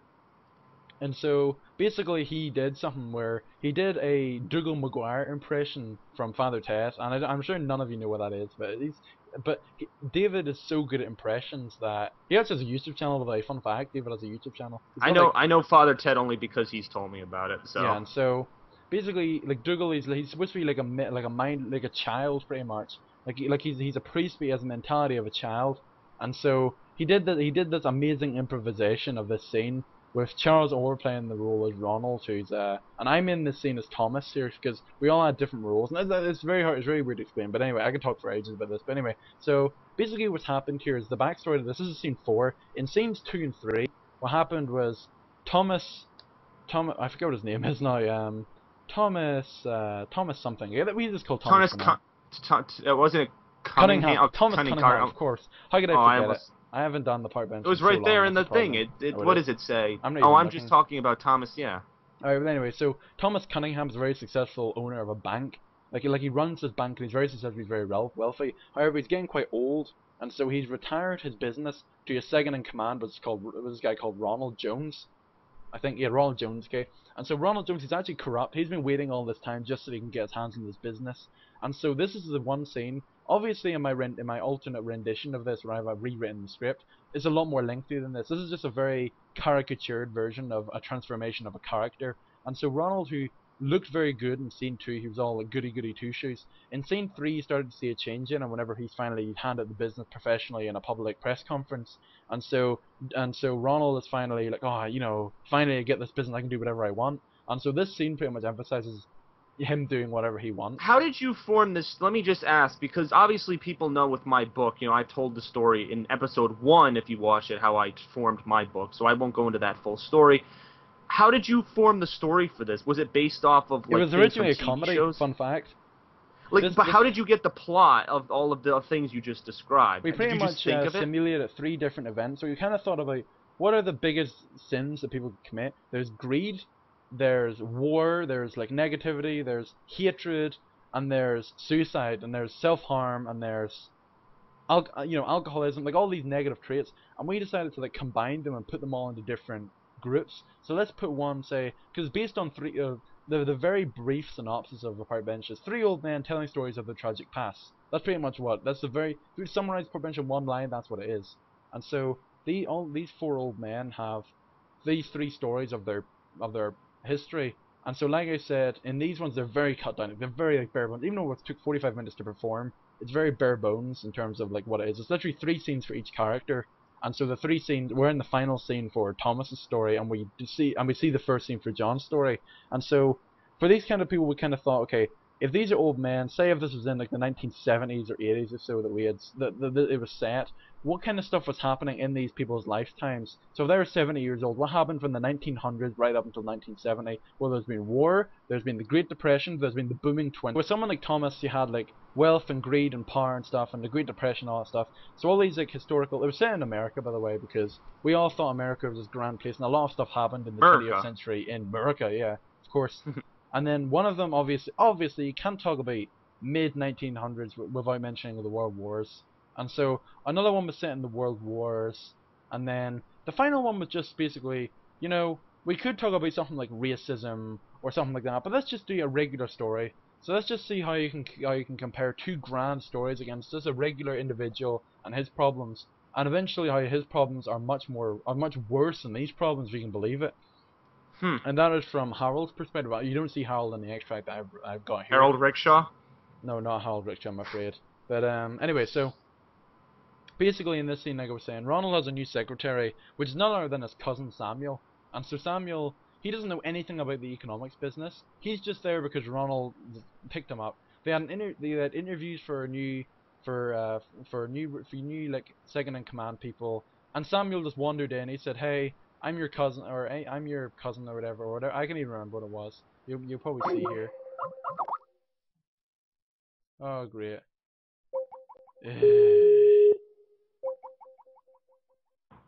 What the Hello? heck happened? I don't know. That wasn't mine doing. Was it yours? No, my internet didn't. Alright, back to webcam. Alright, back. We're still rolling. We're still rolling. They see me rolling. Alright, continuing. Alright. And so Samuel just kind of wandered in, like, oh, you know, I'm your cousin, by the way. And then Ronald's just like, oh, okay, you're my cousin. Yeah, we could have beers. You know, we could drink in the job. We could do whatever. Because keep in mind, this is like the 1960s. You could drink, you could smoke anything on the job. Okay. But these are like the big. If you've ever watched the show Mad Men, remember Mad Men wasn't. I didn't even think Mad Men was out at the time that we written this, but we predicted Mad Men before it was even happening. Okay. So basically, we had all this. Why stuff didn't you going on. propose it? You could have made money and Yeah, had the I whole know, I could have, but Yeah, but do you damn. really think they would have flipping accepted a 14-year-old Irish boy's flipping script about Mad Men? Anyway, You never right, know. so alright, so alright, so once again, because Skype is like crashing on us like left, right, and center, so we're gonna have to. Alright, so without further ado, might as well commence this, okay? So, scene 4, the office pre-Dougal, like I was just telling you what pre-Dougal meant. Ronald and the new secretary are sitting in Ronald's office. Yeah, Ronald's not Thomas's office anymore, it's now Ronald's office. The new secretary, Samuel, is sitting where Thomas sat in scene 2. He looks and sounds very nervous. They're discussing economics. Of course, in a script, you have to emphasize how the person's looking and sounding, so that it gives the actor that's playing the character, you know, a nod in the right direction as to what they should be doing. And so for the person that's playing Samuel, even though they're his cousin, they're still feared by the power that Ronald has. Just remember Samuel, like he's probably a lot younger than Ronald, and so he's just became like he's probably like Chris's age, probably 18, 19. He just got here, and now he's like, you know, he knows that he can't get another job if it isn't here, and so he's scared that if he messes anything up for his big old cousin, then he'll be out of a job, and you'll see why later on. Okay. All right. Anyway, so basically here's how it begins. Here, they're discussing economics. Ronald, Samuel, how many times do I have to tell you? At work, you call me sir. Already showing that this power-hungry, egotistical nature of Ronald. He wants to be known as the big cat around the house, and he's all like, yeah. He's like Ebenezer Scrooge to fucking what was his name? Oh, Cratchit. yeah. Cratchit. And so basically he's just like, you know, like don't call me by my first name, not even if you're my cousin. You know, you have to call me sir. You know, anyone calls me sir because that's who I am, a sir. Okay. Oh, sorry, sir. Anyway, I have some good news. Our stocks have gone up 4% today. It's funny because in the other version, I've actually said our stocks have gone down 4% just to show how bad he's been running it. But he's running quite good. Okay. Ah, that's always good to hear. However, we have had a number of complaints. First off, the cleaners aren't happy about the work conditions. Ha! Cleaners worried about work conditions? That's the stupidest thing I've ever heard. What do you want done with them, sir? Fire them. Maybe they'll find better work conditions in the streets. The shout out to Charles. He actually came up with that line. That was really funny. But yeah, so basically, Ronald, like, very fat. If he was a gunslinger, he would have a very itchy trigger finger. Someone complaining about something, fired. Obviously, very caricatured, not very well thought out. But I mean, for something that a 14-year-old done, for an audience of probably no more than 12, you know, why not? It works. Okay. Well, no, it was an audience of no more than about 30. Okay, let's put it that way. Anyway. Corresponding with that, sir, some people have been complaining about the first floor. dirt on the floor, wet floor, stuff like that. Emphasizing you can't get enough of that floor, eh? Anyway, that's okay, we'll just hire new cleaners, ones that know what they're doing. And also, a few employees have made some errors in the counting rota. What do you want done, sir? Reduce his pay. Reduce his, even though it's a few, once again, not edited. Crap. Anyway, that'll teach him for not knowing basic mathematics. I mean, how hard is it to count? Finally, a certain individual has been complaining that he isn't getting paid enough. What? You know, obviously, crazy exclamation, because I didn't know any better. Two But exclamation marks and a question mark. why not? Okay, because one wasn't Yeah. enough. So there's Well, yeah. well, he says that he works long and hard, and right, what's his name? Robert Henderson, sir. Fire this worm and tell him that he is forbidden from entering my premises ever again. Gosh, all these stupid Gosh, obviously because you can't swear whenever you're 14 and you're writing a script for 14-year-olds. You still don't swear now, Yeah. so I Gosh, guess all these stupid employees have tired me out. Ronald then walks towards a coffee machine. Coffee, Samuel? No thanks, sir. I don't drink coffee. That's something Thomas wouldn't ask. Sorry, sir. What was that? Oh, I'm just talking about Thomas Cunningham, my old boss. Puts coffee down the table and walks to the front. That old coot. By the way, just so you know, in stage directions in a script, you can put them in inside speech of characters as long as it's pertinent to what that character is doing. So, for example, puts coffee down on a table and walks to the front. That's what Ronald is doing, so therefore it's quite appropriate to have that quotation there. Also, all stage directions should be in italics, but I didn't do that back then. But that's something you should always keep in mind. At least this is good because you're getting. I don't know much about this kind of stuff with script writing, so he can tell you that. You know. Yeah. The specifics. Yeah. Anyway, by the way, sorry for all these like lag of spaces. I just haven't. Let me just change that now. Okay. Anyway, that old coot. He was the worst boss you could have ever imagined. We must save money for charity. Yeah, right. What has charity ever done for me? Once again, showing his greed, showing that if you don't do anything good for me, I'm not going to do anything good for you. It's that kind of stuff. It's that kind of mentality. Also, these are all lies, by the way, just FYI. Because, I mean, he's just trying to make himself look good. Waste of money, in my opinion. And now that he's gone, I'm in charge, and I can finally have things my way. I thought he did a good job, sir. So obviously Samuel talking from like the spectator point of view, where Thomas at the time was like the big cheese. He was like everyone knew he was. He was really a respectable person. Really, you know, he did donate to charity and stuff. So he had a very positive public figure, and so Samuel's speaking from that perspective. But Ronald can't have that. So he says, Ronald stops and walks up to Samuel. Listen here, Samuel. If you were with him 24/7, he would should say you, I think. You would notice that he is a horrible, horrible man. And if you mention his name again, I'll have you out of my business faster and you know it. Got it? Yes, sir. That should be nervous, actually. I should maybe say that. Anyway, he didn't pay me as much as other people in the business. I was the one who spent all the most time with him. I should be able to get double, triple the amount of pay that they were getting. It was totally outrageous things he was doing. He would sometimes whine about stocks going down. He would have phone start thing. So basically just going on a mad rant about why he's so much better than Thomas and why he should get all the glory and credit that he got. Pretty much, even though you can't really see the error in his ways. Sir, I think you have a call. Ronald sits down and takes the call. Hello. Hello, Mary? Yes, I'm perfectly fine. Why? Is it here now? Why would you do such a thing? I didn't want to see Thomas anyway. One other thing, sorry I can't interrupt myself, but one pet peeve I have, and I think we've talked about this in the Writers' Block before, is I hate people that pick. I call it the ultimate phone conversation cliche, where, and I know Chris has seen this before in movies, in books, and anything, where someone picks up a phone, unless it's for comedic exaggerated purpose, they go, hello? Who is this? What do you mean there's a bomb in my house? What do you mean I should get out of there? What do you mean it's planted by my wife? What do you mean I'm telling you all of the important details you need to Yeah. know, but in a really weird way by saying it into the phone when I'm not directly telling you, but I kind of am. What do you mean? I always get away from what do you mean in these types of stuff, because it's so cliche, and so that's why it's got to be more human. In real life, it would be like, yeah. What? And so like, sometimes what I do is I did this in the park bench in the new version I've written. Is basically if I'm doing something like a phone conversation, I improvise lines that the person on the other end of the phone will be saying, and so it's a bit more real. And then just get rid of the lines whenever I'm done. And so it gives the call a bit more of a lifelike type thing, but in this one I didn't, and even then, I didn't mention Thomas's name until about the 5th line anyway, so we don't even know what he was talking about. You should really have asked for my permission first. You're lucky I didn't reduce your pay too. Okay, bye, puts phone down. What was that all about? Well, Mary the lousy receptionist foolishly let Thomas come in and see me. You have to make sure he doesn't see me, distract him or something. So obviously, the sheer fact of hearing that Thomas is on his way, Ronald is like, he kind of knows deep down that he's doing a really bad job. Otherwise, he would be so smug. He would really want to come see him and stuff, you know. But because this is kind of the first sign of defiance in Ronald himself, that I'm not doing a good job and I can't let Thomas see what I've done to his business. and so that's why he's like trying to steer away from it. So he thinks poorly of himself, and he's trying to avoid the circumstance yeah, so that's why he's altogether. getting Samuel, his his dog, to alright, go do this for me right now, okay? Like he doesn't even say please or anything. He just says it, okay? He doesn't need to say please. He's sir. He doesn't need to say please, okay? Yes, sir. There's a knock on the door. I'll get it. It's just some comedy that Samuel is just like, yeah, I'll get it. Okay, there it is. I'll get it. You know, like obviously he's gonna get it. Yeah, you better. Ronald emphasizing that. Samuel answers the door. Thomas is standing there impatiently. Obviously, Thomas being me, of course. Oh, hello there. Haven't seen you around here before. Oh yes, I'm Ronald's oh no, that's Thomas saying that. So I'm sorry, I thought it was Samuel. Oh hello. I have 3 quick things to say.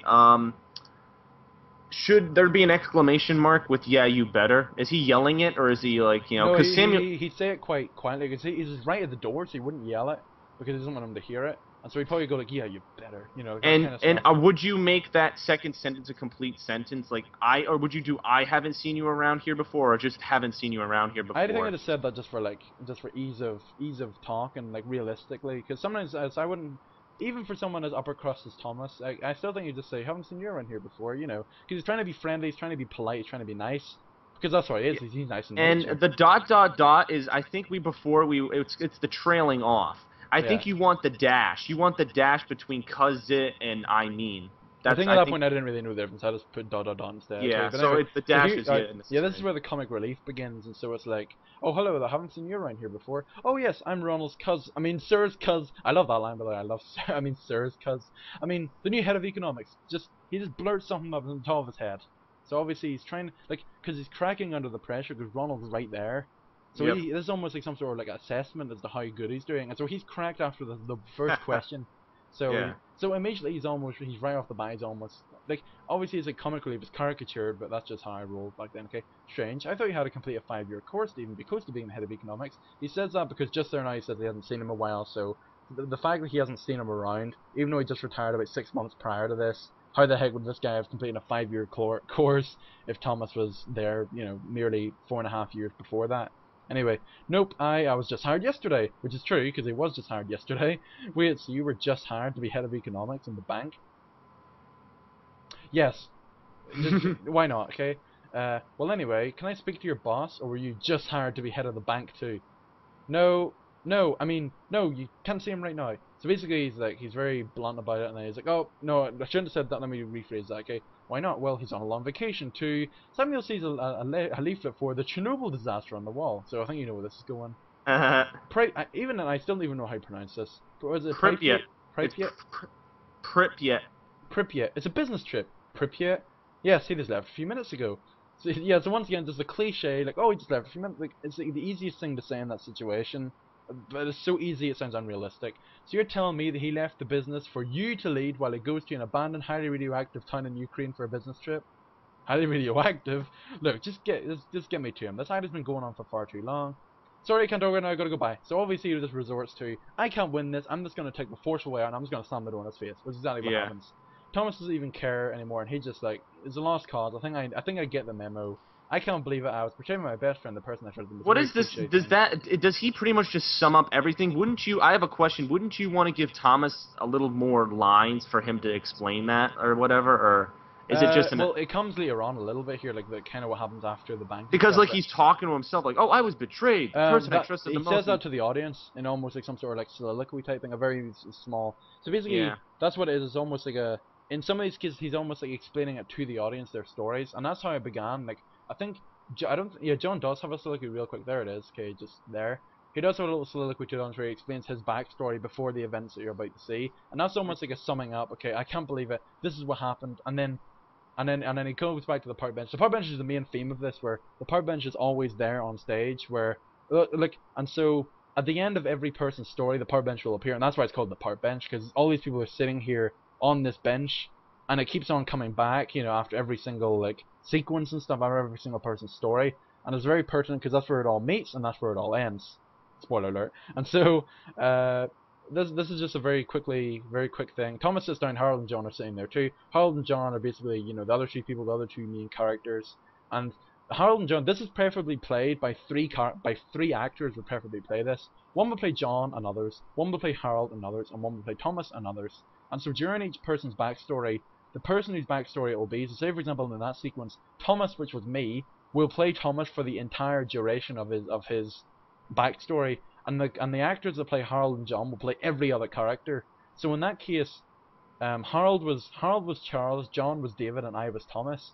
And so in that case, in the scene beforehand, I was playing Thomas, obviously. Charles played Ronald. Charles, who plays Harold, played Ronald that time, and then David, who plays John, played Samuel that time. So it's that kind of stuff, and then it recurs. That's just something that you can do with and you do it through transformations of hats, through costumes, through props, through whatever you want, just to convey a different character. Through obviously a few physical stuff, posture, voice, facial expression, etc., all this stuff.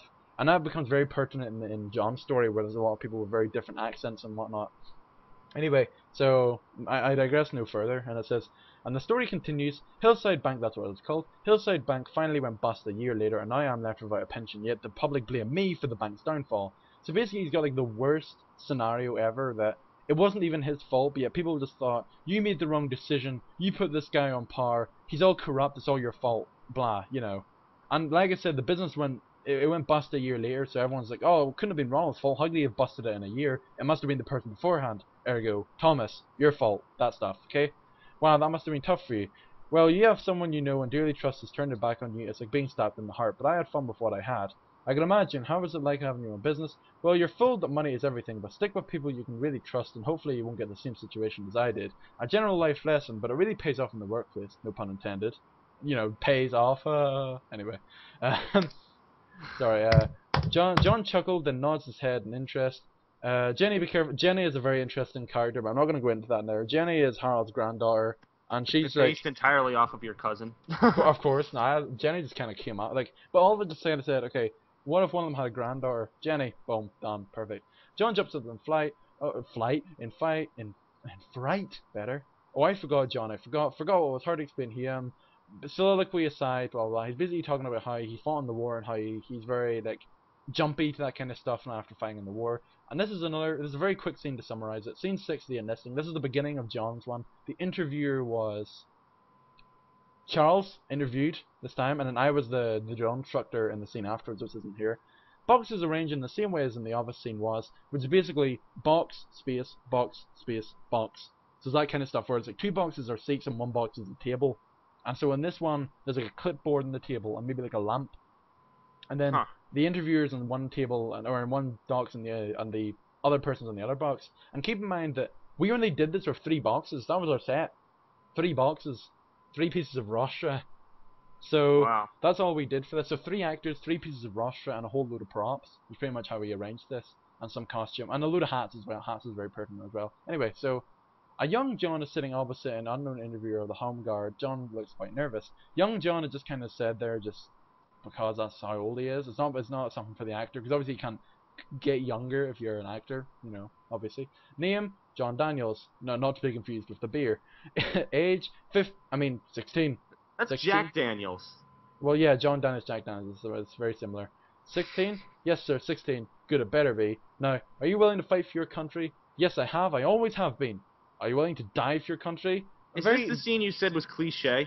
Yeah, it's very cliche, and so I changed. Well, the scene after that is even more cliche because I literally just ripped off the drill sequence from Full Metal Jacket. But though, in my adapted version of this, I really I really changed this, and it sounds a lot better. This is really just brief questions. Like I said, it's supposed to be pretty quick. Are you willing to die for? It's kind of an odd question for an interviewer to ask someone, but it's just kind of showing that the interviewer is kind of cold and emotionless. They just as something like dying for your country is very deadpan, die for your country. Yes, sir, which is why he stutters. Good, the area commander will see you Saturday despite on the Stoke-on-Trent at 4:30 precisely. Both men stand behind their chairs and salute with the right hand. Thank you, sir. Now pushing your chair in, boy, with just an excuse to push the rostrum for the next scene. Sometimes you do that if you're doing a screenplay, or a script in this case, like a I think it is a screenplay, isn't it? I'm trying to remember. I'm an idiot. But anyway, so like a script type thing for this, like a theater script. Sometimes if you're trying to change the set, sometimes you would have a little quirky line there to change your set, so you could have something like, oh, I've got to set the table, and then you set the table, but it's all completely wrong, but it's just for the next scene. So you might say like, oh, let me just set the, I got to set the table for the guests coming over. You have a really long table, and then you put like a white cloth over it, and the next scene is a funeral or something like that. There, it works because the white cloth over the table could resemble like a coffin, of course. You know, so stuff like that works, and that's what I did for this here, because the drill instructor comes on and stands on top of the boxes while the guys stand in front of it, and so you have to. It's kind of coordinate. You have to coordinate a lot of this stuff quite a lot. You know, it has to be choreographed and stuff. At that time, I thought that getting into the armor was the hardest part. Then I met the drill instructor. Ooh, dun dun dun. What happens? Dun, We dun, don't know. dun. But it's just Yeah. a very cliche script. So picking apart this is a little bit different from what Pete did from my novel, because it was kind of like line after line. A lot more was going on and stuff, and obviously it's different. So, you know, so I'll go through like setting. Harder for setting. Obviously, the park bench, as Pete said, is that focal point. Would you say the bank was also that place where a lot of stuff was going on? Like, but it's not like there was description of it, you know, because it was the screenplay. It was more the visual of you, if you were to see this in play form, that would be that setting, you know. It was supposed to be quite Brechtian by the way, Brechtian. I'm sure you do know what Brechtian is. I'm guessing you don't. No. Oh, a Brechtian play is basically where it's very minimalistic. Now, if you were to have something else, like, I forget what the name of it was whenever it's all quite stylized, but basically, you can have a stylized play, and the stylized play would have more of, like, like, it would be more if the entire play was taking place in one location. So something like an Inspector Calls, or something like that there, where it takes place mostly in a whole, you know, where it takes place in one house for the entire play, or something else. I'm trying to remember of another script where it would be that. But then you have the other plays. The Crucible was one I was just showing you. It can be played very Brechtian, which is very bare bone, where it could be like, okay, there's 2 benches and a table. That's all you have for the entire play. So basically, I based this on a Brechtian style, where it's going to be three rostra and a load of props. And even in Brechtian, sometimes you don't even have props. But for this, we decided we needed props to at least separate some stuff. So you would have, say, a telephone, another clipboard, a coffee machine, that kind of stuff.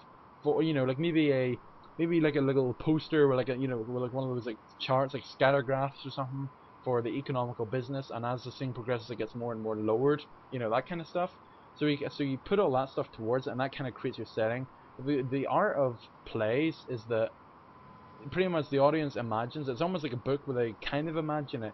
It's not as set out as a movie, but it's not as bare as a book. And so you basically see parts of it, but you have to kind of imagine that the events that are happening on stage are real. And so you kind of have to suspend your disbelief that this is indeed a bank and these are indeed workers in the bank, you know. So that's basically how you set it around. I think the biggest component would be the dialogue. We kind of skipped over the dialogue because we kind of covered it in the other parts where you talked about mine. The dialogue is kind of the thing that leads this script through. Looking back, let me see here. I pretty much did the dialogue by myself, to be honest. What'd you say? I pretty much done the dialogue by myself half of the time. I was just saying, oh, at work he called me sir, and he says sir because, you know, like a load of stuff. Yeah, yeah, it was pretty good. I liked how, you know, their argument kind of led into this scene where, you know, he gets into this situation where he's like, oh, like he's all nervous because of this Thomas guy, and oh, you know, now he's on the spot and he says dumb things like the Ukraine trip, and he's blurting like the cousin and stuff. So that's good. So what we said about dialogue, I remember 2 episodes back, is that it's used to, you know, carry the story in the script. As Pete would say, you know, it carries the story and makes you feel immersed in it, depending on how the dialogue goes and the cuts and stuff. So I think the most notable ones, you know, where he says Ronald's sir's the new head of economics and stuff. So you have all of these little tricks in your dialogue in the scene between Thomas and Samuel, which was pretty good and stuff, because then it leads into the park bench where the bank fails and stuff. So it was pretty good. I like that and such. Well, I think the art of this kind of thing is because there are only 3. Because I've limited myself to only 3 characters/actors on stage, I have to make all of them as different as possible to add some diversity. So in this particular case, Ronald, power hungry, egotistical, self bloating, that kind of stuff. But then nervous, scared inside, you know, that kind of stuff. Samuel, of course, trying to impress, you know, trying to look good, but still very nervous, very shy. You know, doesn't want to take up responsibility. And then you have Thomas, quite briefly, who you'd seen in the 2 scenes beforehand, which obviously you guys didn't get to see there now, but he's, you know, kind, helpful, doesn't want any trouble, wants to get things cleared up, you know, but still, you know, has a drive for it, you know, drive for success, one thinks his own way either way, that kind of stuff. Power, Yeah. all that other kind of traits. And so having those three characters in one scene, in particular Ronald Samuel and Samuel Thomas, was pretty much how it goes. Because Ronald doesn't talk to Thomas at all in this scene because they already had a scene of their own in scene 2, and so basically having something like this, it kind of umps up the drama in this kind of scene whenever he's being rejected. And so having those different traits really makes for like more of interesting dialogue because each person has a different response to your question. But that's how I view it anyway. Yeah, yeah, and all those traits, what we said, I remember episodes back about how the character traits have to go hand in hand with the dialogue. I think it went really well, especially for a script. I know I don't have much experience in this field, but reading it, it went pretty well. I do think the army thing, like you said, was a little cliche in how it was like, you ready to die for your country? It's like, oh, all right. I mean, that's like the typical, the old guy yelling in your face, kind of, stand at attention and all that other stuff. But obviously, So I had that kind of like influence and stuff, and like, oh, let's do Full Metal Jacket, let's do this, that, and the other, let's do blah blah blah, like and just that's another thing. It's typical to take inspiration from other things. I do it a lot. There's a lot of inspiration from other movies and books and all sorts of stuff in my work and stuff. But as long as you're not blatantly ripping it off, then it's okay to take some ideas and stuff from other things. But yeah, I guess that wraps things up. Which all right. I guess real quick, just like I'm not gonna say anything here. I'm just gonna show you basically. This is what. Hold on, let me go back to XSplit. This. Alright, Chris can't see this either, but this is the new and improved interview scene that I had written. But I'm not. I'm just gonna scroll down. Okay.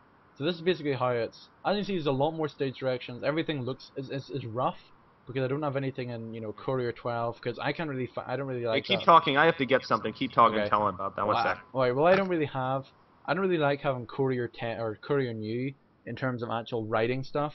I prefer having it something rough and then turning it into Courier New after a while. And so as you can see, this is all just done in Cambria.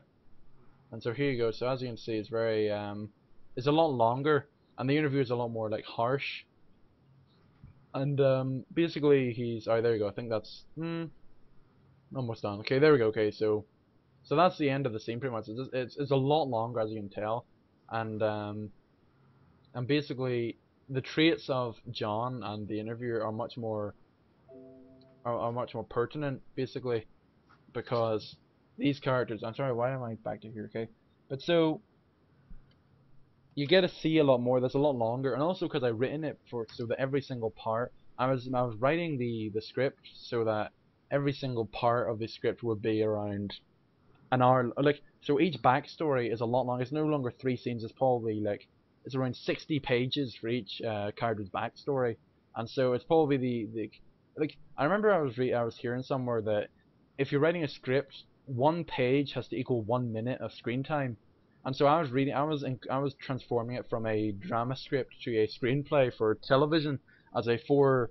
1 hour specials for a series. Like sometimes you see those like short series on BBC where I am. I'm not sure where it would be in America, but you see like the very short stories. Now that's how I was writing. I was writing it as Did you basically did you tell me a long time ago that you had the opportunity to maybe get one of your works recognized by some like yes, and it's studio? it's coming up in about October November. There's something going on called Cinemagic that happens in Northern Ireland.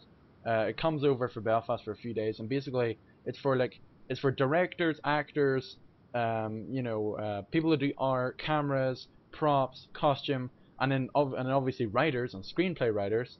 It gives them all like they could go to workshops and stuff, and you actually look at how like other professional writers stuff like writers from dramas such as Shameless, Skins, Misfits, all those are kind of like In-Betweeners is another one. Like all these actors that or all these writers that write all these really good British dramas. They come in and they teach young people and stuff how to like their tips and tricks in writing and stuff. And so sometimes you can actually approach them and say, "Here's my work. Do you want to have a little look at it?" And because they have contacts, they can look at it and they'll be like, "Oh, okay." And if it's good enough, they'll be like, "Oh, that's really good. Let's pass this on." They'll contact you and they'll say, "Okay, we pass this on to this and the other, and we're going to Do do you have whatever." plans to do any of that with any of the works that you have? Or Perhaps I'm not too sure if any like I'll need to start writing a lot more stuff. I'm gonna have to like crank down. But normally whenever I start school again, I'm normally in a crazy writing mood, and that's when I start writing that the park bench you just seen, the Union series, which I still. But now it's summer, I'm kind of like relaxing a bit. I'm kind of taking a break from writing, and it's not excluding writer's block, of course. And so basically I'll be continuing writing probably come September, and then I'll start cranking out stuff a lot more. And if I have any new ideas, if I have anything, so I guess we'll be seeing what happens anyway. So Yeah, that's where the updates on our, because I remember I had the segment, the updates on our writing and stuff. I think that's where it'll come in, later in the fall. When we have new episodes of this, we can definitely say, all right, now we're here. We'll definitely have an episode around the time that these people come in, and you can actually tell what happened in a future writer's block episode. I'd be very interested in hearing all about that, yeah, especially since I'm going to be taking a creative writing class.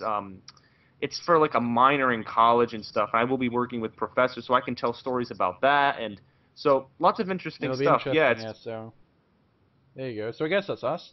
Probably the longest writer's blog episode we've ever done, perhaps. Other than the Matt Guyan interview, which it may just top that, honestly. Yeah. It may Yeah. just top So that. yeah, it was good.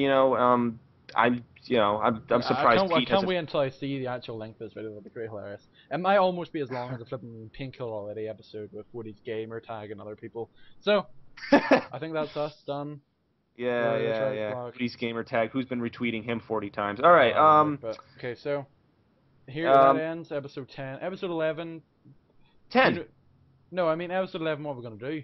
Oh, I have no idea. What are you thinking? I have no idea. Something. Oh, I had an idea. Oh, I told you. We'll have to talk about it, but I did have an idea. So episode 11 will be, kind of a mystery or something. We have some ideas, but I had one. I just can't remember it on the spot right now. Yeah, anyway, oh darn so it. That's us, I think. So there's our work. I hope you guys enjoyed it. If you have any criticism for us, you want to say it's the worst work ever and that yours is better, you can say that too. I don't care. No, because in this case, mine was not better. I'll say that. You're a 14-year-old kid. I don't think it stands on par with something you'd written like 5 hours ago. So, doesn't exactly help. Well, some of those ideas were back when I started writing that book around when I was 14. I'm going to tell you, the phrase where you said Alex laughed? That I didn't change. Some of that, I reworded some of that stuff. A lot of that description was newer. But the part where Alex laughed and that little off comment that Noah said to Alex, I kept that from when I was 14 when I wrote it. So technically, some of that was age, comparison. So, Sweet. So that's us, enough. I guess. Yep. Once again, updates whenever they come. Writer's block, XSplit version, as you can see, you probably won't upload this until you probably could upload that GTA stuff you're talking about because this probably won't be ready until tomorrow, perhaps. I'm not too sure. Well, send the file at ASAP once we're done, and then I'll see what I can do. We'll see how fast it sends, So that's us. Hope you guys enjoyed. My name's been Peter Oak. My voice has been broken, honestly. I am Chris. I don't think my voice has been broken. Yeah, because you haven't spoken in the past hour and a half. So. That's well, us. I was speaking quite consistently, but all right. Thank you. That's us. See you. Goodbye. Now it's awkward because I have to turn this off. So I salute it, and now I'm stationary. I'm gonna have to subtle turn this off. Real subtle.